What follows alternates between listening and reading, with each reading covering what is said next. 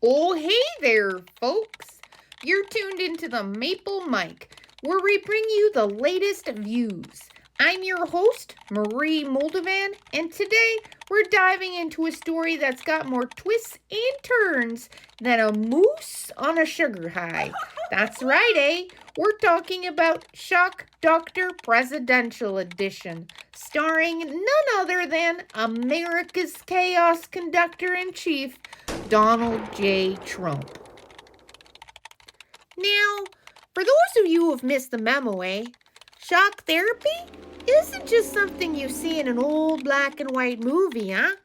It started as a way to zap brains into behaving. Yeah, you heard that right. Zap brains. And then some economists thought, hey, why not try this on entire countries? Well, spoiler alert, it went about as well as trying to convince a beaver to give up damming and take up knitting instead. But Trump, oh that Trump, he's taking it to a whole new level. Picture this. Tariffs flying, social programs getting axed, and executive orders dropping faster than Timbits at a hockey game. You know, it's like he's playing a game of how many people can I shock before my morning Diet Coke, huh? And let's not forget the weeding out effect, Policies that seem designed to leave the most vulnerable out in the cold. And not the good kind of cold either. No, this is the kind of cold that makes you wish you'd invested in a heated onesie. But wouldn't you know it, Trump isn't the first to try this approach. Oh no, history's got a few other players in this game, like Andrew Mellon. Yeah, that guy. The U.S. Treasury Secretary during the Great Depression? He was a big fan of the liquidate everything strategy. The let businesses fail, the let people lose their jobs, and the let the chips fall where they may strategy. You know what? Andrew's so-called solutions for society were about as useful as telling someone with frostbite to just walk it off, And then there's Margaret Thatcher, The Iron Lady who privatized industries and cut social programs in the UK during the 1980s faster than a beaver could gnaw through a tree. No, seriously. And the result? A lot of wealth for few and a lot of cold toes for everyone else.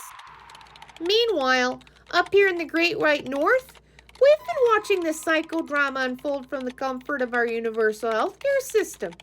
And for now, we don't have to worry about shock doctors invading our igloos. But if Pierre Poilievre, Canada's own Maple MAGA, gets into power, that could change faster than you could say double-double, And critics are already raising their eyebrows at his openness to private healthcare markets and his opposition to universal pharmacare.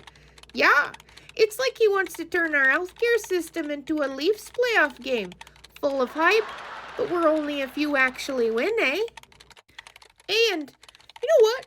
What would someone like Melanie Klein, the psychoanalyst and author of Love, Guilt, and Reparations, say about all of this? You know, she might probably argue that Trump and Poilievre's policies are stuck in the paranoid schizoid position, where everything's black and white and nuance is as rare as a Canadian who doesn't apologize. It's like how we feel about pineapple and pizza, except, with actual consequences, So here we are, folks, watching this unfold like it's a Leafs playoff game, equal parts fascination and dread. But hey, at least we've got universal health care. So if the stress gives us a heart attack, we're covered.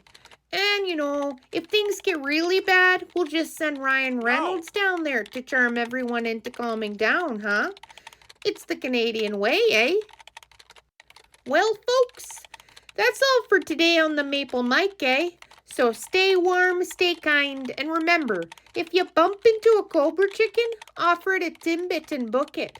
Catch you next time,